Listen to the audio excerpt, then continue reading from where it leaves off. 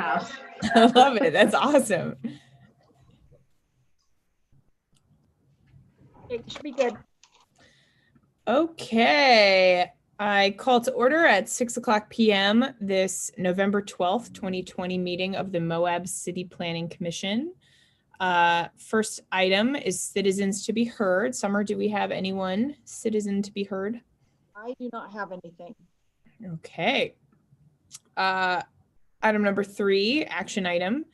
Consideration and possible recommendation of Moab City Resolution 41-2020, a resolution conditionally approving the MAPS Phase 3 minor subdivision of property located at Care Campus Drive, Moab, Utah 84532, parcel number 010 map 0004.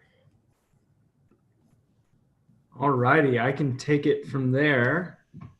I'm going to share screen, and I'm assuming we have a presentation on this. I'm assuming we're wanting to have the presentation. Okay, awesome. Oops. Okay, is everyone able to see that okay? Looks like yes. All righty, so this is the MAPS Phase 3 minor subdivision, location off of Care Campus Drive, Moab, Utah. That number 010MAP0004 is the parcel number. Given the ambiguity of the location based off of the drive address as a vacant parcel as a part of a larger area, we thought it would be beneficial to include that. Property owner is the Canyonlands Healthcare Special Service District. What they're looking at doing now is a second portion of their phase 3, essentially, second portion of a subdivision for those properties. The parcel is 7.83 acres, and they'll be dividing that lot into lot 2A 5.95 and lot 2B 1.88. The zoning that we would be looking for is the C2 commercial residential zone relative to this minor subdivision, but there is also R4 manufactured housing residential zone included as a part of the parcel split zone for this. The described future use is for future sale for hospital expansion. So it's two different entities that are needing to subdivide this special service district parcel and then sell it to another entity, which would be the Moab Regional Valley Health Center or Health Care. This is the vicinity map showing that parcel a little bit better. So that red outline, this, we'll call it northwest parcel that has already been subdivided, was that initial subdivision from the MAPS Special Service District here. These three parcels are Moab Valley Healthcare. So the idea would be for this subdivision to subdivide this block section off here and allow them to sell that to the Moab Valley Healthcare for future expansion of the hospital there. This is just displaying the recorded county plat for that unique parcel. It does have interesting parcel boundaries. And then the submitted survey draft plat, and I took the liberty of doing a zoom in because I know we have trouble zooming in on these anyway. Hopefully everyone can see this fairly decent. This lot 2B is the subdivided lot off of the lot 2A, the larger existing lot. There are existing easements on this parcel. As a part of this minor subdivision, there is a condition of approval for our engineering staff that the applicant would supply the correct information regarding the Moab irrigation easement. So that is noted in the recommended approval.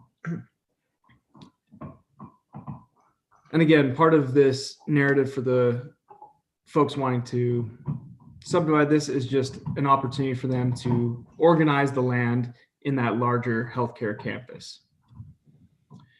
Jennifer Sadoff has been kind of the coordinating factor, although she is not the direct applicant as Joette is.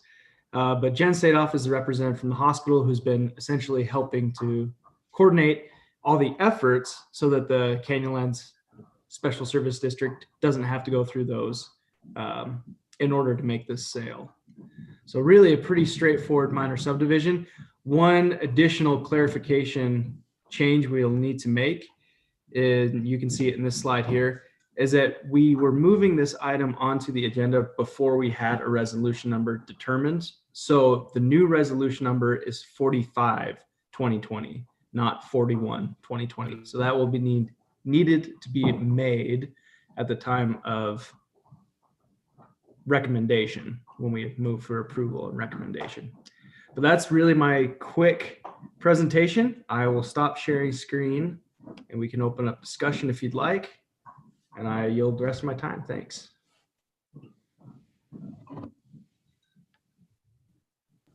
This is just for potential resale, right?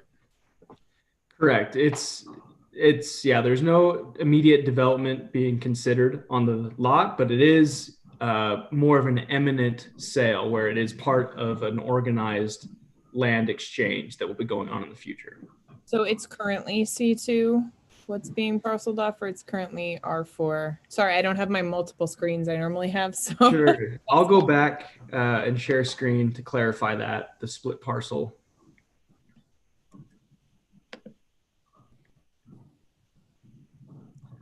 Okay. So if you're able to see my screen here, you'll see that mostly the southern half of the existing parcel is C2, with that northern square being R4. And do you have a map of what it would be turned into if this recommendation is approved as written? As far as the zoning, Yes. would be maintained as is. So this lower block would remain C2, as is the hospital right now. So it'd be consistently zoned throughout the hospital campus expansion.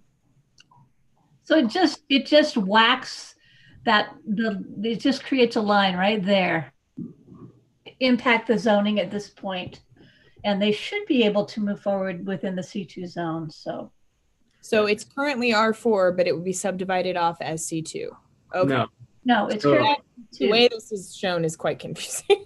So you'll see the pink color, and maybe because it's green where the trees mostly are, that green is an overlay zone of R4. Got The it. more pink color, that's the C2, and then R2 zone being the purple. I was looking at the polygon perimeter. So. Right. Okay. That makes sense. Great. I'm quite surprised we didn't have any comment about this from local neighbors, considering when phase 1 of the MAPS development was built, there was quite a lot of input from the R2, the neighboring R2 neighborhood. Could you point out on them? I'm sorry, I'm going to make you share your screen yet again. No problem. Could you point out where the existing completed MAPS development is on this map?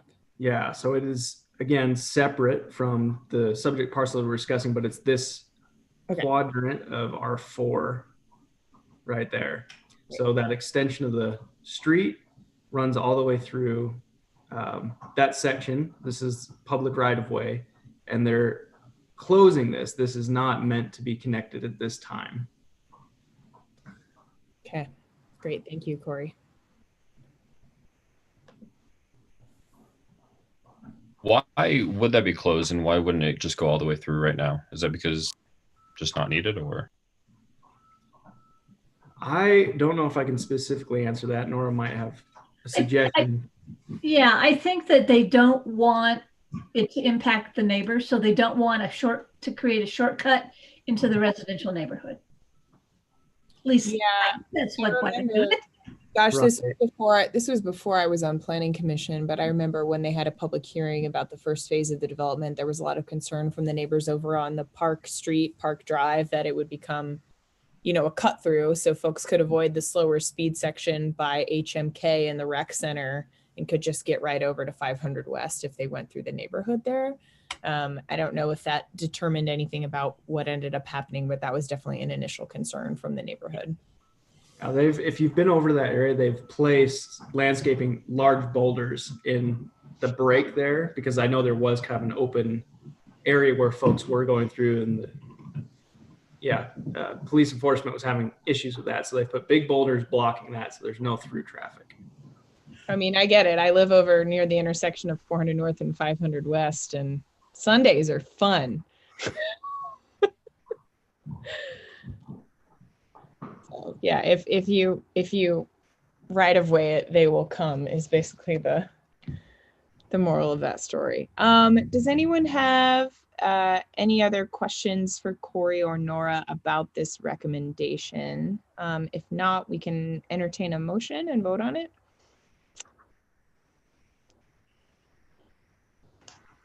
Seems pretty straightforward. I'll make a motion, especially if you share your screen again, Corey. I can do that, no problem. This is a longer I one, second too. it.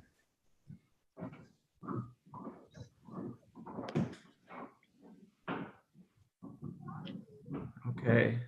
I move to recommend Moab City Resolution 45, 2020, a resolution conditionally approving the MAPS Phase 3 minor subdivision of property located at Care Campus Drive, Moab, Utah, subject to the following condition.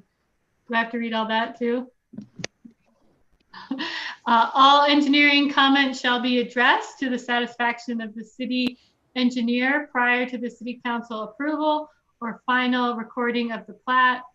Existing Moab Irrigation Company easement E508949 BK81-PG661-663 has no bearing.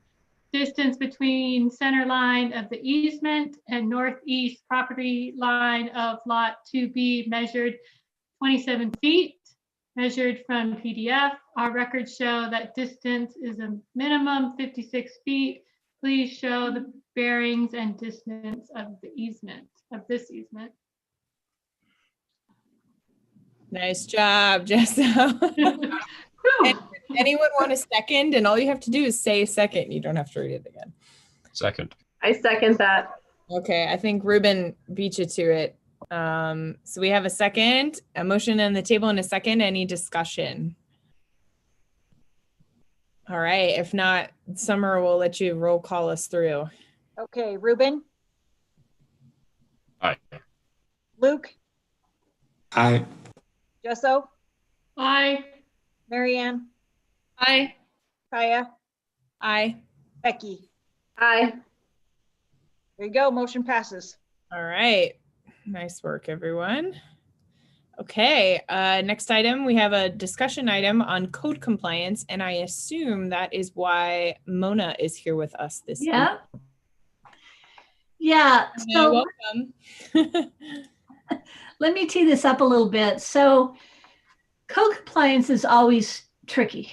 And different cities do it different ways. And we actually kind of have two, one's a code enforcement person, and then we have a code compliance person. Code enforcement is under the police. And so they do, Mona works closely with them, but they kind of do different things. They're with animal control and all that. And what Mona does a lot of is trash, debris, cleanup, weeds, which aren't really a planning function, but are, you know, it's all in the code and it needs to be required. So she spends a fair amount of time on that. And sometimes there are, and then we work with her on other land use related things like signs, and if somebody is operating business without a business license, or, you know, then we work with Mona to figure out how to best handle that. So we work pretty closely with her. She also works closely with the city attorney. So I just wanted to give her the opportunity to kind of explain her process and what her role is, and then just answer questions as you might have them. Mona, are you ready? I'm ready. So I'm going to go ahead and share my screen. I know some of you, I don't know all of you. And I hope this isn't like too long, but I'll talk fast, okay? If there's at any time, if you want to just say, stop, wait a minute, let's look at that, just let me know. So let's see if share screen works.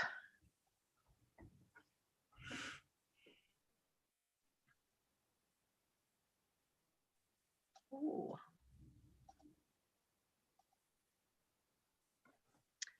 Okay, so we're just going to go through the process a little bit. Whoops. There we go. So I am Mona. Some of you do know me and others don't. At the end, I'll have my contact information so that if you ever do have any questions or want to direct someone to me. And I don't love to do presentations. It just happened to be in the template, and I thought that it was a really good way to start this out. So code compliance started, the umbrella for code compliance is it's a kinder, gentler process. I'm not just going to go out and write citations to people. They do get violation notices, but it's kinder, gentler than this position being under the police department. So the process is complaint driven. There's a complaint form. People do need to complete it. Some people will call me first just to say, you know, not real sure if this is something I should be contacting you about. And as Nora was just saying, this isn't code enforcement. We are two separate entities, although we work pretty close together lots of times. And a lot of the times what I find out is many times people that get violations, they're just not familiar that there's a code that they're violating. And so a lot of this is just educating our residents, and I try to do that in a couple different ways. I do some announcements with Lisa, our communications director, that we put in the paper. This year, I'm going to segue this. This year, we have not done as much of that as we normally do, just because with COVID going on, some of the things, we just don't want to be adding one more thing to people's worry plates. But if it's something that, you know, really needs to be fixed, we do still contact them. So then violations. Common violations are, like Nora was saying, storage of junk and debris. Oftentimes it's just a matter of getting it, you know, cleaning up your yard. Other times, like with this photo, we actually do end up in a nuisance abatement process. And this particular photo, that's where it's going, yeah. Conducting business without a business license or an expired license, and I work with the Treasurer's Department with those. Maintaining weeds. People call and complain about their neighbors' weeds, lots. Camping or using recreational vehicles as a dwelling. I don't drive around. I'm not the one that has the truck that says code enforcement. That actually is the police department / animal control. So I'm not driving around everybody's neighborhood looking for the campers that people are sleeping in, and people think I'm doing that. If people send me a complaint that they know somebody's camping in a vehicle on a residential property, then I certainly issue a violation. But I don't drive around looking for any of these, quite honestly. Construction without a permit, if Barry realizes, or if anybody realizes somebody's doing some kind of construction, then I work with Barry. Sometimes he just deals with property owner, and sometimes I go ahead and issue the violation. And then grease trap discharge is another one of the ones that, again, this year we've kind of let it slack a little bit, partly because the restaurants weren't allowed to be open. Obi had a new position out at the sewer plant, but I did just talk to him last week, and he's going to start doing testing again. So there's limits to that testing. It's been in place for a while, but there was never a mechanism to be able to enforce it. And so I've worked with Obi the last couple of years on those grease trap ones. So then there's other violations that aren't handled by me. I mean, people will call me, and I always feel bad, like I'm passing the buck kind of thing. But there's violations I just don't handle. So these violations that I've listed here are other agencies or departments that take charge on these. Sometimes I do step in and help them with some enforcement, but for the most part, when people call about any of these type of violations, we just direct them to the department that it's their specialty. So then our process. So this is just a real basic, it's not even really a flow chart, but the overall process is I do need to receive a complaint. There's a couple ways people can do that. I've put one on our website, an online one that you can just fill out. Like if you're going in to do communications with the city, you can fill out a paper form. So when I get the complaint, I create the case. Even though I may not be able to work on it right then, I create it in iWorks. When I am able to get to it, I do some research on it, and that's where code enforcement is really helpful for me, because they are out driving around all the time. And if I say, you know, I've got this violation at such and such an address, they are more than happy to take photos and things like that for me and send them to me. And they're there in their trucks, and they can do a little bit more than I can. And then once I research it a little bit, I determine whether there is a violation or if the people were there's just nothing there to complain about. In that case, I just close it. But I still keep the record of it, just in case, you know, we find other things going on that property at some point. So then if we do determine that there's a violation, I do send out violation notices. Generally, the people call me right away. You know, again, they didn't know that what they were doing was in violation. We figure out how to get it resolved, and most of the time the case is closed. There are cases where they just ignore me for whatever reason, and then they get sent either a second or a final notice of violation, depending on what the violation was. And then the third column is compliance is really all we want. I have a mechanism to be able to send to assess fines with some of these. I don't usually do that unless it's somebody that's just keeps repeating violations, or if they keep ignoring me, at some point they do get a fine.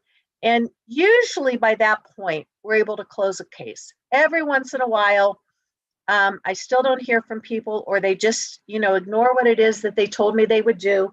And in those cases, we do have to send it to the prosecutor, who either takes it to court or. Did she freeze for everybody or just me? Oh, Mona, you sound good to me. Okay, it's Okay. me. It's my internet. It's all a mess. Never mind. Ignore me. I'm sorry, Nora. Okay. Anyhow, when we do a nuisance abatement, that is a legal process, and we go through the prosecutor with that also. So some of the tools that we use are, we have our website. Oh, and I ended up cutting it off. So if somebody calls you and says, you know, I have this complaint, who would I send it to? Just go ahead and direct them to our planning and zoning website, and tell them to click on code compliance. And unfortunately, the portion of that I cut off is the button that I put on there, this big button that people can click to get into the online submittal process.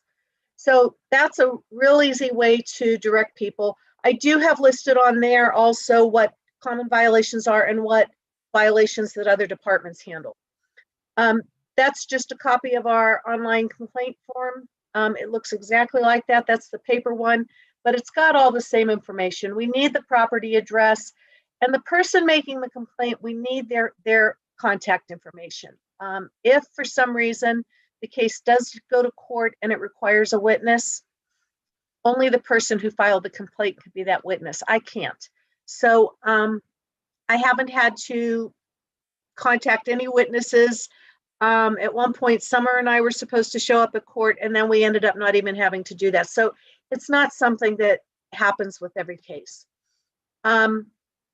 We use a web-based application called iWorks. Some of you are familiar with that if you've worked with any building permits or anything like that. I really like iWorks. It's a smaller in-the-box web-based application, but it allows us to track these. It allows us to put all the relevant information in there, and it ties everything to the ground. So everything's based on the address. So if I have a violation on a property and they go to Barry to get a building permit, and Corey looks up the zoning, he's going to see that there's an open violation on that property, and they're going to notify me to find out what's going on before they approve that permit. So these are, I was talking at the beginning that there's different postcards and things like that that I usually send out. Again, this year I didn't send many of them, although I did send the election reminders for where people can have their signs and things like that, because that's in our land use code. But these are just different postcards and door hangers, and oftentimes code enforcement will keep some of these in their trucks. So if they see somebody with lots of weeds or something like that, or the camping, they'll see a camper in front of someone's house that it looks as though somebody's camping in, they'll just drop a postcard on it, and then that way they let me know. But that way we know we've let the people know too that that's what that they can't be doing it. And then a couple of the other things I try to do in my spare time is there's some ordinances that Nora and I are going to work together on trying to either create or update or revamp. And so Good Landlord Program is one that I'll actually work more with Marcy on. The food truck one, we're just having some issues with how property owners are allowing people to put food trucks on their private property. Shipping containers are starting to show up. Yeah, Nora, I told you I saw that other one. And then burning is one that's kind of weird. We, burning's not allowed in the city, but I get quite a few calls on, if I do such and such, is that burning? If the kids and I want to make s'mores in the backyard, is that burning? And so if that ordinance were cleared up a little bit, it would really help.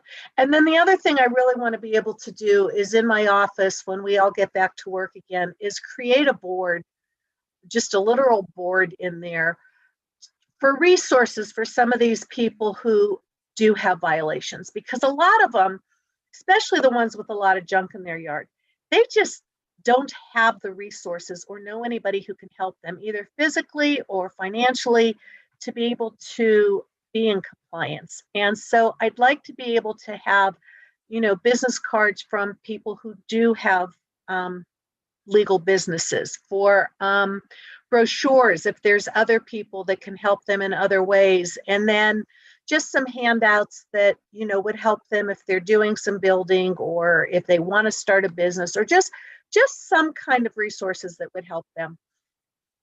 And I think that's about it. I went through that even faster than I thought I would, but I wasn't real sure if you guys had specific questions or if this was just kind of general.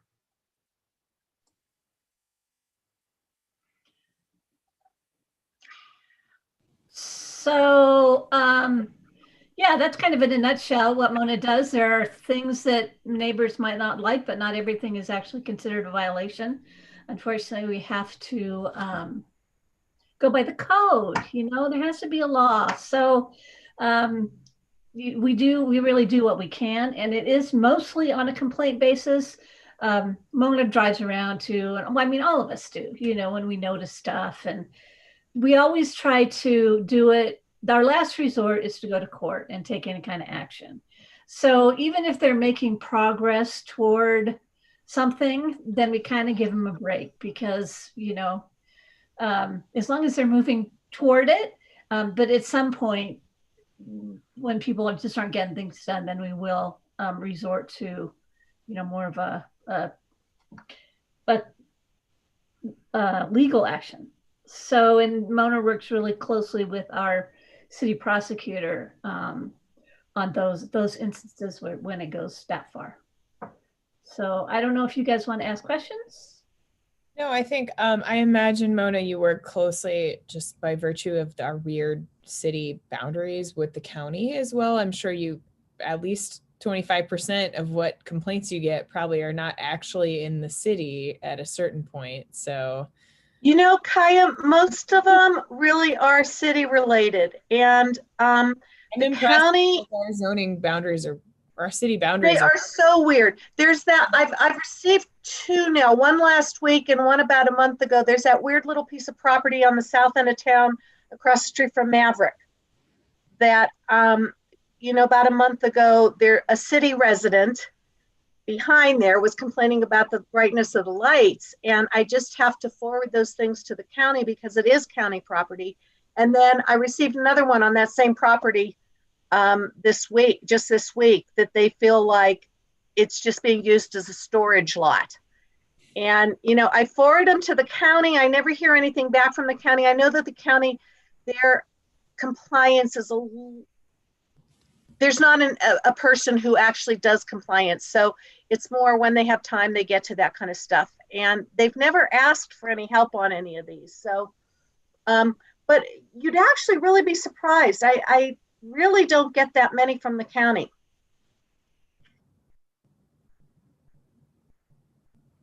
I'll say anytime someone's asked me, I've gone to our zoning map and said, nope, that's in the county. Talk to the county. Well, good. I appreciate that. No, this has been super helpful. I think that list of things that you don't deal with is helpful as well. I'm curious if, as our dark skies ordinance comes into effect so that it applies to existing structures and dwellings, if you have a plan to sort of input that compliance, just because that's a whole another big can of worms, probably. It is another big can of worms, and it'll be a couple, we're still a little bit out from that, Kaya. There have been, I have taken care of a few complaints existing, either new businesses going in that, neighbors don't feel like they're in compliance, or some businesses that are existing that just have some really, really bright lights. And we've been able to bring them into compliance. I know that when that deadline comes up, there's going to be quite a few that we're going to have to go around and do nighttime inspections for. Some of the people, even with new construction, don't seem to be really geeked about having to follow those. But I think as that's in place for a little bit more time, people are just going to be used to it. And I don't think, for new construction, it will be as much of an issue. Yeah, and for new construction, we look at every single set of plans that comes across the desk. And so Corey always looks for lighting compliance. So even if somebody's just doing a remodel, we ask them, they don't have to change things, but we ask them to as a part of that. And we can only push so far because of the authority that we have and what the ordinance says. But in 4 years, we're going to have to be enforcing those. Now, Corey and Lisa and I had talked pre-COVID and pre-heavy duty highway widening about kind of just giving businesses a heads up, saying, we've adopted this ordinance. Many people know already. We'd be more than happy to give you advice or help you. We have some pamphlets and brochures for people. And so we will need to do that with the highway construction, everything. We kind of took a step back from that because things are a mess enough. So we will be moving forward looking at that. When we had a sustainability director, when Rosemary was with us, she was really great about providing the resources and helping out with that. But we do not currently have a sustainability director. So pretty much Corey and I are doing all that. Mostly Corey is doing the lighting compliance. Have you all tagged in Crystal White at all on any? Oh, yeah. Okay. I imagine. Yeah. I couldn't imagine that you hadn't, but no, and Corey worked with her for our dark sky certification. Yeah. Real closely. And we communicate with her very frequently. I mean, Mona and planning department, this is a ways off, obviously, but maybe a year or two before that 5-year period clicks in. We've done field trips in the past, and I honestly think it would be super useful and super interesting to go out in the evening and go to 4 or 5 different locations for you to kind of point out what you're looking for when you do those nighttime compliance checks and how this does or this doesn't comply. I think that because, I certainly get asked questions about it all the time, and it'd be really nice to be able to really clearly kind of articulate that to the public a little bit better. Yeah, absolutely. No, that would be great, Kaya. That would actually be kind of fun. Yeah. Field trip, nighttime field trip. Exactly. Problem is if we do it in the winter, we can do it early, but it's cold. And in the summer, we'd have to do them late, but it would be lovely weather. It's not that cold. It's fine.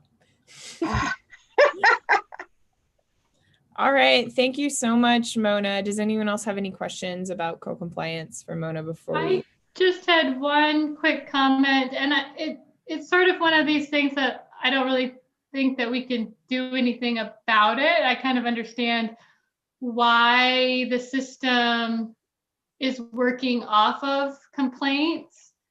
But it seems by working off of a complaint-based system, then you sort of get this uneven distribution of compliance, right? It's only if your neighbor or somebody really doesn't like what's going on, that these things get called out, or then maybe somebody doesn't want to be a witness or doesn't want their name on there, so they're not going to say anything. So yeah, I guess that would be the only thing that would concern me, is there some other way to do compliance without it having to be based on a complaint? Jessica, that's a really good question, but it really, it puts some responsibility on the person that's doing the complaining. Otherwise, I've received, off the printer, notes from people. You should send a violation notice to such and such, and they put it in an envelope with no address on it, none, and you can tell they're just mad at their neighbor about something. And I don't want to be in the middle of neighbor squabbles. I mean, honestly, the first question, if somebody calls me, the first question I ask them is, have you spoken to your neighbor? Because oftentimes that's all it takes, I've teased people and said, go over with a plate of cookies, and just, hey, chocolate chip cookies really soften a lot of people's hearts. And, just go talk to that, your neighbor that's got 6 kids that are working at McDonald's living there. And it's probably the first place they've ever lived on their own. And they don't understand that you take trash out on the day that the trash is coming, and then you bring your can back in. I mean, just little things like that, that if the neighbors would just be a little bit more responsive. We can't just, the city itself can't take the sole responsibility for all this. And it needs to be a group effort with all of us. And I think that when people sign a complaint form, they're more involved with it. So I think maybe to piggyback on that, I completely understand, especially with limited resources on the city's behalf, why it has to work that way. But I will say, I think there are situations when it can be downright dangerous or scary for someone to make a complaint. I know of a situation where there were neighbors that were being openly hostile, who had firearms, who'd mentioned firearms to their neighbor, who they had essentially, cameras and floodlights shining into their neighbor's backyard all the time. And that person was terrified to report them for fear of retaliation. And I'm curious if in situations like that, there's any sort of accommodation that the city can ever make. So with the firearms, Kaya, they really should have been contacting dispatch. I'm not going there. I think that's what ended up happening. Yeah. But ultimately, for the light trespass or whatever it ended up being, there wasn't a way to kind of remedy that. It was, okay, we'll focus on like the threats. But yeah. So when somebody does send me a complaint form, nobody else sees it. Nobody sees who the complainant is. And I mean, if Nora even went into my complaint records, those complaints are there, but I bury them. Okay. I don't want it to be easy. Now, if someone wants to complete a grammar request, then they're absolutely going to see that person's name. But the other thing is, Kaya, is most of the time, the person who's in violation knows who's complaining about them. You know, they've pissed off a neighbor, they've, you know, either purpose. I mean, I've had people just flat say to me, I've done that on purpose just to piss off the neighbor. You know, and so they know. It's not like it's a big, they're not as anonymous, at least in the neighborhood. Now, to me, they would be, but, you know, their neighbor knows who's mad at them, who's mad enough that they wouldn't want to sign something. And, you know, if it were something of a really high priority, if somebody didn't have running water to their house and they put a bathroom, camp privy in their backyard, the neighbor could call me and tell me that, because that's a health and safety issue. So that's a little bit different. But to just, you know, want to send me a violation because the neighbor's weeds are too tall, or you think that they're making more noise after 10 o'clock than they should be. Those kind of things, I really need the person to be a little bit more accountable for what they're. For sure. I guess You I know, was. yeah. I've heard have been more kind of an intentional harassment kind of issue, which right, does And kind of go into the line of and the police. Yeah. Right. See, some of those things I just don't have the ability, nor do I want to. I mean, one of the things that, you know, even like Nora had said, I do go and drive around town every once in a while, or if there's a specific property that I want to go check on, I'll check other properties that are in the same neighborhood. But I stay in my vehicle. I take pictures from my vehicle. I don't get out. I would never go on somebody's property unless there was police representation there. When we do the nuisance abatements and the inspections that go along with those and things like that, there's always at least one officer there.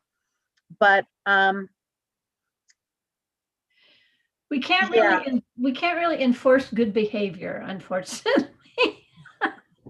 But, you know, if it's something that you have a real concern about, give me a call or give Mona a call and let's talk about it. I mean, you know, I know, and sometimes it's like, we should look into that. And it's all a matter of priorities, because there's Mona. And she can only do so much.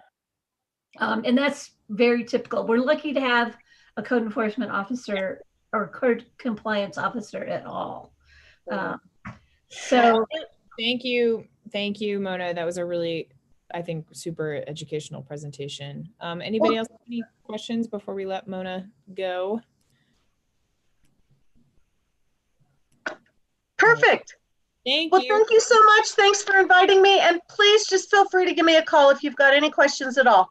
That cell phone number is my Google Voice number, so it's my work number. So call me whenever you want. Cool. Thanks, Mona. Thanks, Mona. Thank you. Bye-bye. All right. Agenda item number 5, any future agenda items? Well, we're going to have one meeting in December that right now is scheduled for the 10th of December. And city council, is on the 8th. So, and that will be our last meeting of the year, unless you guys are dying to meet on Christmas Eve, which I kind of doubt you are. And we will have, there'll probably be some plats that are ready by then. We've been working on a number of minor subdivisions. Lion's back. I just got an email from them yesterday, and we're gonna do a Zoom meeting with them to talk about the site improvements, and they still have not yet filed an application, but we expect them to fairly soon. And we're going to talk about that with them next week. So that's a little ways, but you'll definitely have an opportunity to take a look at that before too long. Corey, what else? We might have a site plan application coming in for Grand County EMS. Oh, right. We will. Yeah. Likely on that meeting, we'll have that one. Right. Yeah, we will schedule that for the meeting in December. It's been going on for a long time, but there's so many different people involved, and since it's nonprofit government, they're a little bit unorganized. And so we've been trying to get enough information out of them so we can get it to the planning commission. I think we're there. So, and they already tore down the building up there, the old building. So, yeah, that will be coming up at your December meeting. And then as far as your priorities go in that meeting, we had a work session with the city council. I think went pretty well. I still don't have all the city council members' responses. So as soon as I do, I'll kind of do an analysis of that. And, everybody kept adding things. So at some point, we're really going to have to try to weed down the list. There's way more than we can possibly do, but we'll do what we can. The city council will probably talk about that in January on a bigger scale as part of their beginning of the year sort of retreat, goal setting, annual report process. So. And the city offices currently are still closed for a couple of weeks. As long as we're considered high transmission of COVID, our city offices will probably be closed to the public, but we still have people. Corey still works out of the office. Barry does.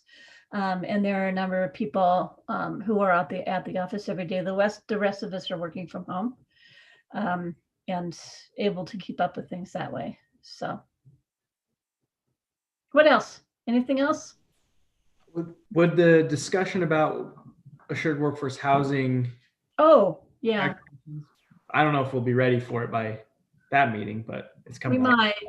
So do you remember a few months ago, we talked about a modification to the assured workforce housing requirement if people were going to build housing on site at the time of overnight accommodations. We had a hotel that wanted to do smaller, like studio apartments. And the council directed us to go back, and they didn't want to lose any affordable housing space. So we talked to the Henry Shaw folks a couple days ago, and what they want to do is the average assured workforce housing unit required by the code is 1,000 square feet. And the code talks about 1 bedrooms and 2 bedrooms. It doesn't really talk about studios. But what they want to do is their requirement is 11 units. So they want to do 11,000 square feet of employee housing units in smaller units, in studio apartments that will look like part of the hotel. And it will also be available for their hotel employees. I think there's a need for that kind of sort of single room occupancy, as well as 1 bedrooms and 2 bedrooms. So I mentioned it to the city council. Some of them, they're kind of mixed, but most of them said, yeah, that might work. So we're going to be moving forward with the Henry Shaw, and we'll probably do a code amendment at the same time just to clarify that. So you'll get to see that too, because it's different than what you recommended last time. But there's still a lot of kinks to be worked out of the assured workforce housing ordinance. So does that mean they'll build more units with the same square footage? Yeah. Okay. So they'll build 11,000 square feet, but there will be 25 400 square foot units. So, and I think there's a demand for that, Most of the units that we're building right now are 1 bedroom, 2 bedroom. We should probably do a Walnut Lane update with the Planning Commission at some time, maybe after the first of the year. We're about to get a site plan application, or have gotten it, for moving forward with at least the first phase of Walnut Lane. And so that will come before you guys sometime relatively soon. It's pretty exciting, actually, that we're finally moving forward on it.